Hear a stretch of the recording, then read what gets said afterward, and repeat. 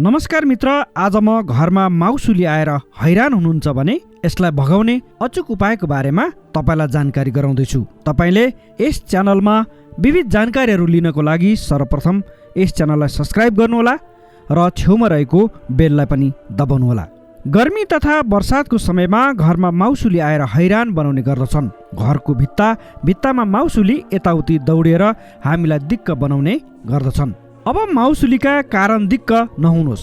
आज हामी तपाईलाई घरबाट माउसुली भगाउने अचुक उपायका बारेमा जानकारी दिँदैछौँ।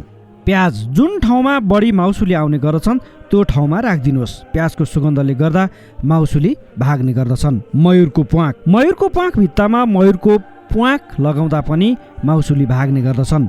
रातो खोर्सानीको धुलो, घरको कुनामा रातो खोर्सानीको पाउडरको स्प्रे बनाएर छर्किँदा पनि माउसुली भाग्ने गर्दछन्। यो माउसुली भगाउने एकदमै राम्रो घरेलु उपाय हो। मरिचको धुलो, कालो मरिचको पाउडरको घोल बनाएर घरको भित्तामा छर्किँदा पनि माउसुली घरमा देखिँदैनन्। यो पनि माउसुली भगाउन निकै राम्रो उपाय मानिन्छ। लसुनको सुगन्धबाट पनि माउसुली भाग्ने गर्दछ। त्यसैले माउसुली आउने ठाउँमा लसुन राख्नुभयो भने घरमा माउसुली देख्नुहुने छैन। कपुर, तपाईले किरा भगाउनका लागि जुन कपुरको प्रयोग गर्नुहुन्छ त्यो माउसुली भगाउनका लागि पनि निकै महत्त्वपूर्ण छ।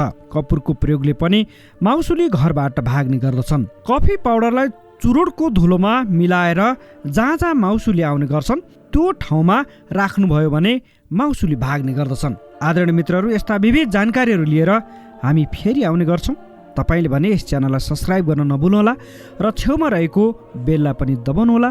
हस्त नमस्ते।